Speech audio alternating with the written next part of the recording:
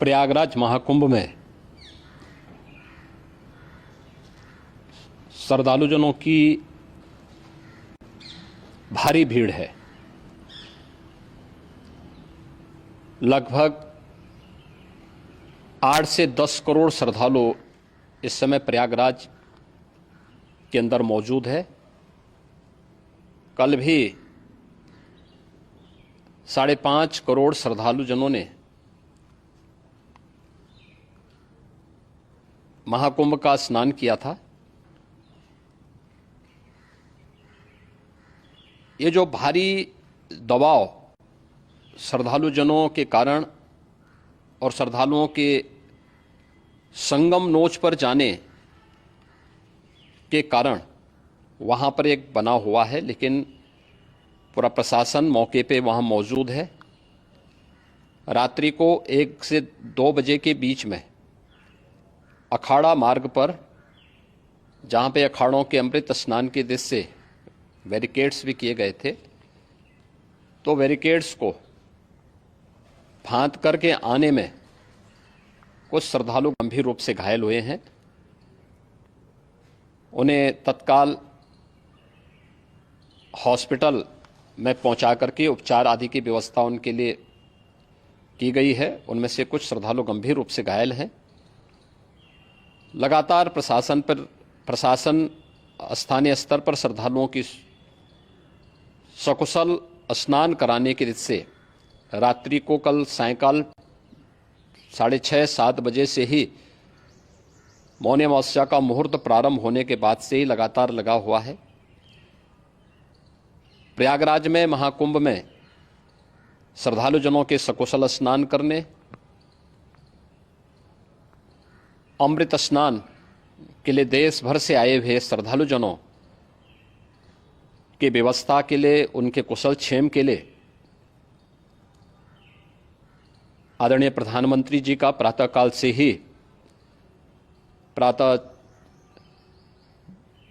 से ही उनके लगभग 4 बार प्रधानमंत्री जी ने हालचाल लिया है।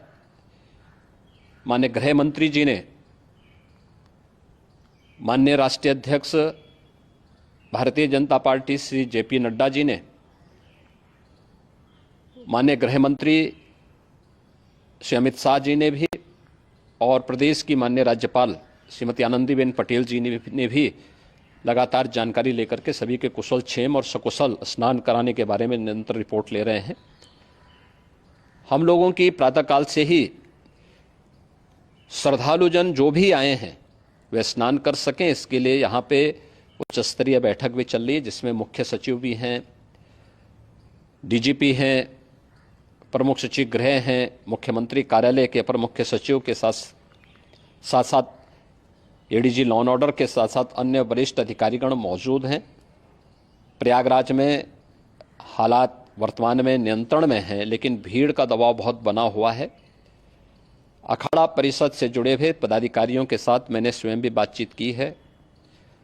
आचार्य महामंडलेश्वरों से भी, पूज्य संतों के साथ भी मेरी बातचीत हुई है, और पूज्य संतों ने बड़ी ही विनम्रता के साथ इस बात को कहा है कि नहीं, श्रद्धालु जन पहले स्नान करेंगे और फिर जब उनका दबाव कुछ कम होगा और वे सकुशल वहाँ से निकल जाएंगे, तब हम लोग स्नान करने के लिए संगम की तरफ जाएंगे। अभी पहले श्रद्धालु जनों को, चूँकि देश भर से आए हैं, तो इसके लिए उन्हें सभी अखाड़े इसके लिए सहमत हैं और सभी लोग इस व्यवस्था के साथ जुड़े हुए हैं।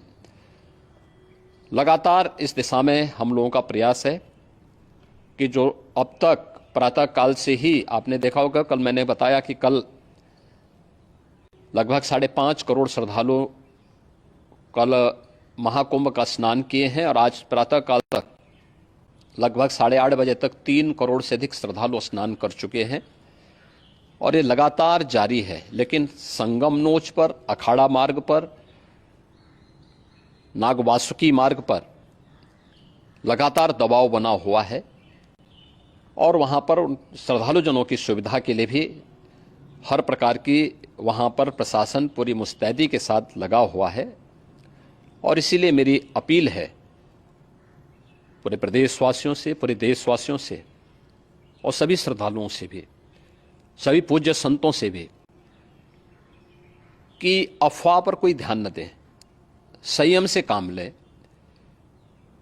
यह सब आयोजन सभी लोगों का है। प्रशासन उनकी सेवा के लिए पूरी तत्परता के साथ लगा हुआ है। केंद्र और राज्य सरकार पूरी मजबूती के साथ वहां पर हर प्रकार का सहयोग करने के लिए तत्पर है।